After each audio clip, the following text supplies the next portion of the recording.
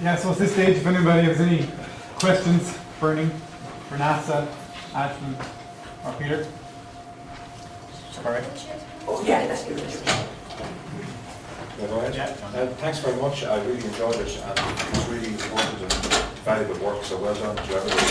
I was a little bit late, so you might have covered this, NASA, at the beginning, but what exactly is your, I have two short questions.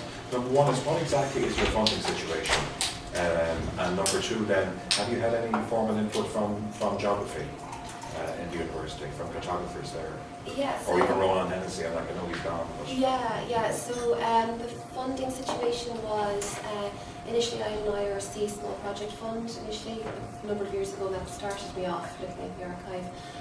Then with the Arts in the Archive project, then that was largely funded from between the library, the Moore Institute and the Foundation Office as well, and Centre for Art Studies also pitched in a little bit there.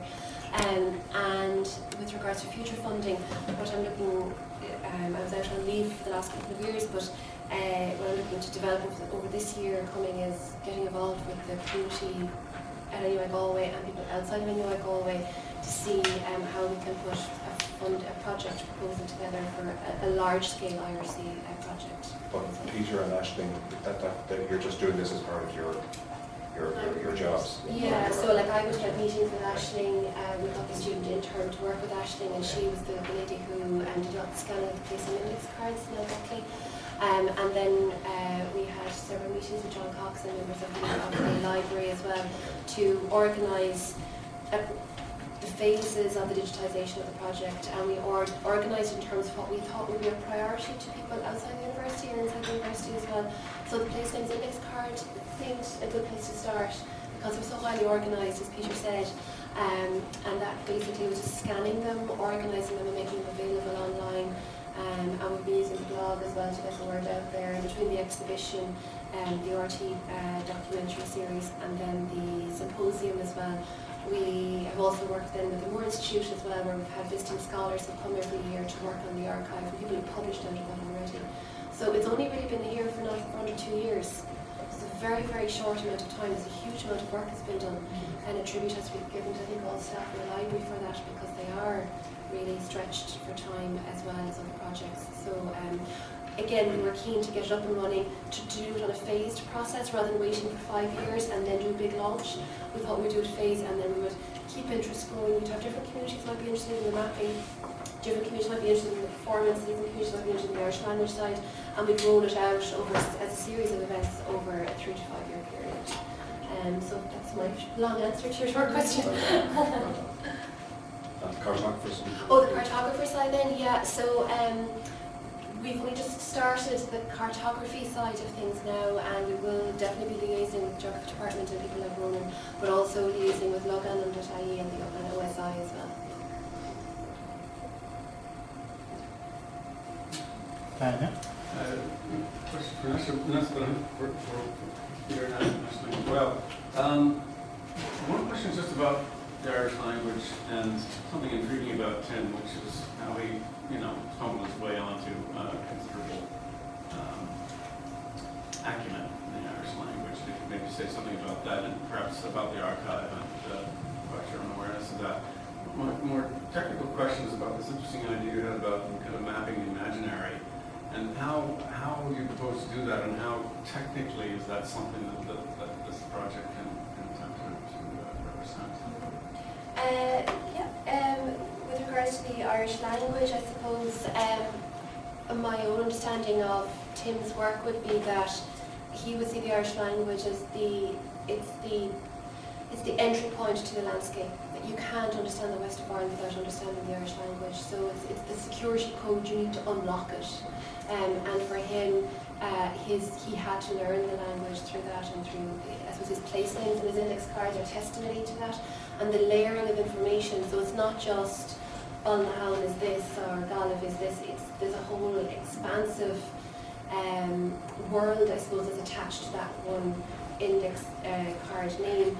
And I think of several people have talked about how place names are the index cards to the memory that we have of place. So there's an oral culture, there's a memorialised culture that's there, and Tim, I suppose, has been very sensitive to that, and I think he tries to capture as much as he can on that. So in terms of the Irish language, his own work with Liam Macanoma, I think, is really interesting.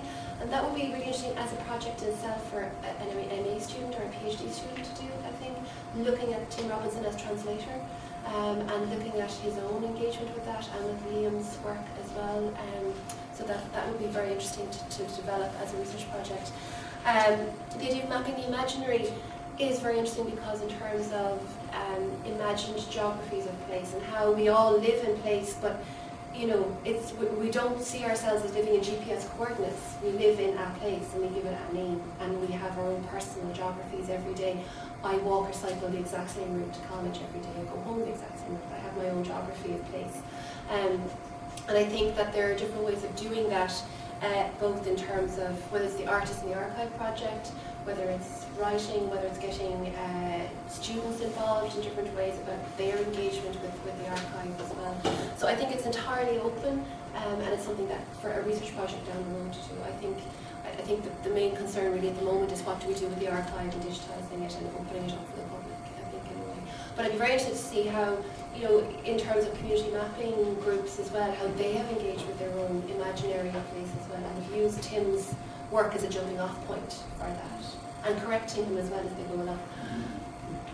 I think the idea with the platform as well is that it will take multi-formatted forms of material. So if there are things like audio-visual recordings of songs and things like that. Photographs. In photographs, exactly, yeah, they can be, you know, it's feasible to add them to this narrative as well. So it's something that, you know, a feedback process is really useful for if that's something that is of value to researchers, then of course we're receptive to it. And we were looking as well at the idea of moving and integrating the James Hardiman kind of library website for the archive, with that you could flip from that to Logan and to Placenames Index to Ordnance Survey as well, and you could maybe, you know, census data from the National Archives. So you're moving along all those digital library spaces, and you're coming back to Tim Robinson's archive anyway, all the way that one time as well. So you're interconnecting, you're joining the dots of work that's already there, and maybe hopefully opening up some new entry points as well. All right.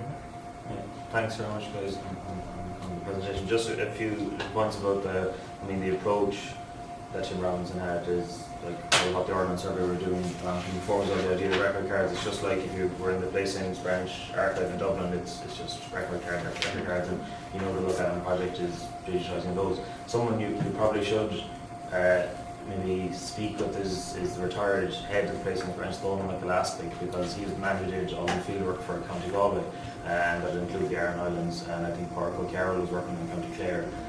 But Donal conducted the fieldwork around the same time as Tim was active as well, and I know the two were in contact quite a lot through the process, so there'll be things that Donal would have that Tim mightn't have had, and otherwise, now I don't know, is there any projected date for Donal's fieldwork to be uploaded to Logan, his index cards basically, but so we won't get the information despite the placings order being done for County Galway for some time.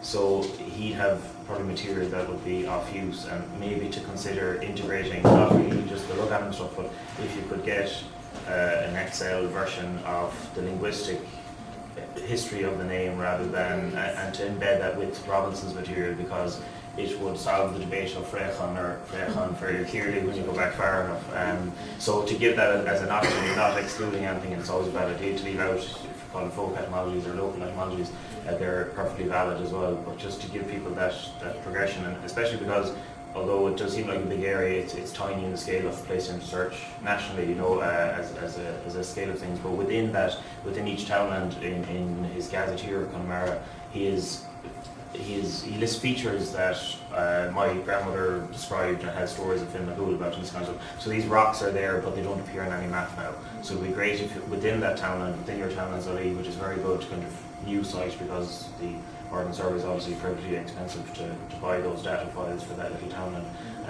To use that and to identify or to mark that site and link it to Robinson's discussion of the folklore that occurred at that place, that would be very valuable as well. And I suspect a lot of the material that's in Robinson's discussions with local people will also be verified in the school's collection as well, because you're talking about people of the same kind of folk memory, the same distance in time, and the same understanding in place maybe, especially with without the Irish language. I mean, that's an interesting project in itself in areas where Irish was no longer spoken in Tim's time, North Glenmara being a prime example, but still retaining the form was replaced saying that it's Irish form only, despite the fact that the language wasn't really there, I suppose, for 100 years or so. There's a few, lots of possibilities there to mix in maybe Dúchas.ie and Mullingar.ie together, but to present the entire picture maybe of the townland. What is the story with the schools collection in terms of it being available? It's all available online now. It's all online. Dúchas.ie. So they're doing it county by county, and they did 4 counties each at a time, in fairness, one from each province. Yeah. So Galway and Clare were done. And Ian was right to point out the value of it, but the value from your perspective, where you're trying to look at what the next phases could be, is that the kind of, while you're waiting for the Placements Commission to get around to digitising those contemporaneous townlands indices that Ian referred to, is the fact that they've already digitised materials from the Galway and Clare schools. They are already accessible, and the stage they're at now is they're applying further metadata layers. Okay. So they simply started off with making the material available visually and identifying the schools. They have linked up with Lugan, but the next stage they're at is trying to enrich that which is referenced in the pages.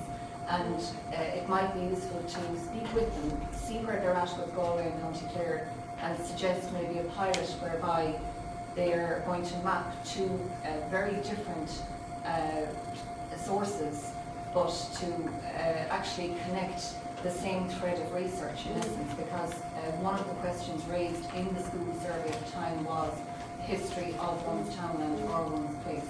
So it's a way to, it's maybe a quick way to enrich both. It's win-win for both projects. So Absolutely, it's kind of frustrating, I think, sometimes as a scholar or as an individual who's very interested in this area, to go to all these separate websites and then trying to join them all up. And I think that it might take a national body, or it might take a larger funding project to be able to do that. But if we can knit our lovely maps together with the images and make those connections, I mean, it's all public money, it's all public scholarship, it should be joined up together. Douglas and Lugan, they're prospective partners, I would suggest, because they're in line for government funding. Yeah. And it might, give a bit of a lift up to any efforts to seek additional funding. Absolutely, There's absolutely. lots Because of- all these things, it has to be joined up. You can't. And then the other difficulty then was the difficulty that Peter encountered as well, with moving from one set of GPS coordinates into meters. So how you have these different multi-platform, just like how to transfer and translate that across. So I mean, that's the more technical side of it, but absolutely, no, that's great. Thank you.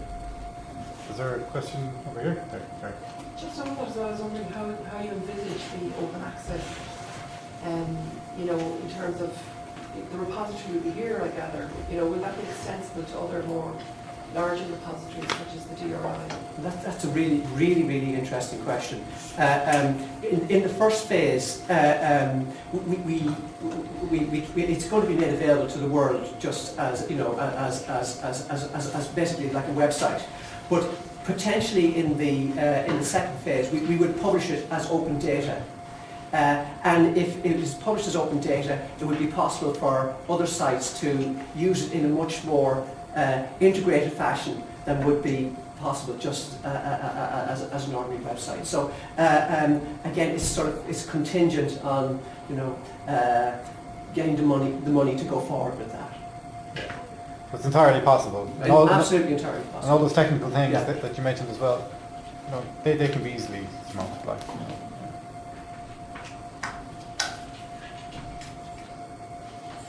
I'm just wondering, and it can be any of the 3 of you, but one avenue in promoting it to the community as a whole are the heritage services in the county councils in both counties. And I know that they run on a shoestring, but generally they're about coordinating local projects, and they will have a network of people already working on those kind of projects. So they would be important people, I think, to have conversations with about that. I also, maybe this is an observation more than anything else, not necessarily about this project, but from going out to those sort of local community groups, which I would do a lot of on the Land and Estates project, there is still a big barrier in people's minds in local community groups about using the university and its resources, and I think it's something as a collective we need to get over. I agree, and I think it's not just about the university and its resources, it's the university full stop. And it was Lady Gregory talked about the wall around Trinity, the Great Wall of China. So, you know, we have our own Great Wall of China here in the west of Ireland, and it's something that we need to develop in terms of a town and gown relationship, but also a wider community relationship. I mean, one possibility would be about having open access days for people to come in to look at the archives. The Special Collections has done that already for different events, but on a smaller pilot basis. Something that we could explore, and also maybe different kinds of readers' cards as well possibly might be a potential. But I think that in the time, in an era where everything is online, people do want to have access to the physical resources as well. People do want to go in and see the maps, look at the books, look at the placing index cards. And I think it's our responsibility as a public institution to make that available to people that want to access it. You shouldn't have to just have a student or a staff library card to get in many ways. And I agree, if there are ways that we can explore and develop that, I'd be delighted to do that. Yeah, take it again. Sound recordings in the collection, are there any or many? There aren't any sound recordings. For photographs? Photographs, yes, and film materials and databases, but no sound recordings. NASA, you mentioned deep maps. That intrigued me. So, does that mean that then there's a timeline associated to the maps that were created? In terms of let's say, in terms of drafts or phases or. Okay. Yeah. Well, for Tim's work definitely, and Aisling used a very nice phrase. I think she talked about how there was there were the building blocks. I think there's 489 maps. I think in the archive. And a lot of them are old Admiralty maps, they're old draft maps from World Survey, the old maps that he's had to use himself, local tourist maps, a whole repertoire of mapping kind of sources that he used. And you can track and trace it in a way, and it's literally tracked and traced on the map in his handwriting as well. So there's a genealogy to the maps in a way, and you can track and trace them in a way. So they have their own life with that, their own biography, I suppose, in some ways, definitely. Right, I just think that's something that could translate to the digital environment. Yeah. That you could create a story about. Yeah, and again, it's about the process of making it, the process of making knowledge, the process of making a map as well. Yeah. Absolutely. Cool. Yep. You touched on a quite interesting point, and that is the process and the fact that as Tim, in your presentation, you quoted from him as a map is something that's never finished. You know, unfortunately, the sense of an archive is something that's finished, and I think that's what you're breaking down that barrier here and saying an archive has an afterlife, and in fact it's a full afterlife. It's just a transitional moment of transfer. And it strikes me that maybe there's a linkage between the community mapping projects that you're involved in, Nessa, and a continuum from this. And so in other words, if you look at what Tim was trying to achieve, and make sure it doesn't have a full stop at the end of it. Say, well, actually, it's an ongoing project. And the analysis of a landscape from, in this case, I guess, if you were to be strict about it in the 1970s, but ultimately kind of trying to drill back into that and coming forward, those landscapes are still out there. They're still evolving and changing with each passing generation. And it might be an interesting kind of legacy project to that, to continue the analysis of those landscapes along the same vectors.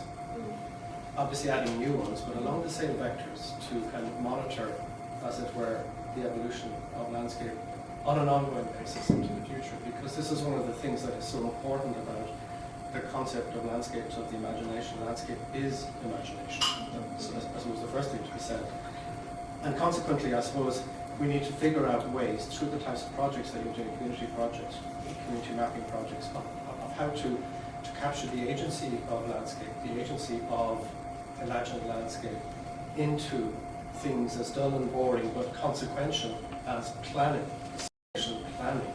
You know, and the trick, I think, one of the more important aspects of all of this is ultimately going to be how to translate the insights that are gained from community mapping projects to capture that into the planning process itself. And the work that you're doing, and Karen Till and her students are doing, is all working kind of towards that end.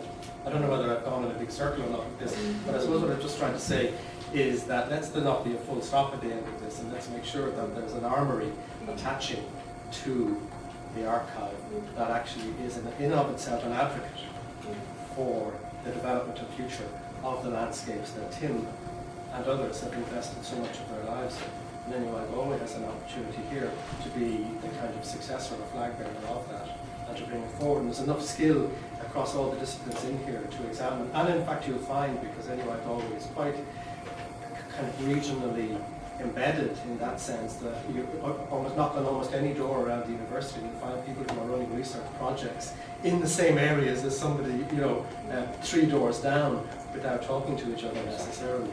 Absolutely. So there is actually mapping going on all the time. Oh, absolutely. And I think part of what's really interesting is the huge appetite that's there for this kind of work outside of the university. And I see Wilkins is here as well. And as part, people involved in the Galway Archaeological and Historical Society and other local historical groups in Galway, people that Mary Mannion are involved with as well.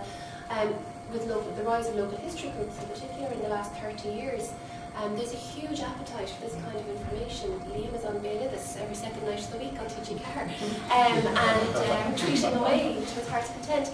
And it's fantastic because there's a real appetite for knowing where we come from and having a sense of what our responsibility to that place is in the future, whether it's because of climate change or global warming or the migrant crisis or the collapse of the Celtic Tiger, immigration. All these issues are all about our village, our community, our town, our city, the place where we live, the place we want to live, and what kind of place do we want to live in the future as a bequest into the future. And I think mapping for some reason, or the idea of a map, is a vehicle for a lot of people to articulate those kinds of concerns, and whether they can use it through Tim's work, whether it can feed in through policy and planning, whether it can feed into just a community getting to know each other, that maybe they didn't know their Polish neighbours down the road and they're understanding why this holy well is important. Mapping for some reason seems to engage people in a way than running a local seminar in the town hall on Tuesday night at 8 o'clock won't. So it's an interesting way. So I think definitely it's more of a comma than a full stop, I think. Yeah, and without wanting to be pedantic kind of about it, but the mapping, the verb, the action is what engages communities, not the map. Oh, yeah. As you said, the map can actually be a barrier to community knowledge and values. So perfect, we've gone a couple of minutes over 2, so we probably better call it a stop there, I think. So we'd just like to thank speakers again and thanks for watching.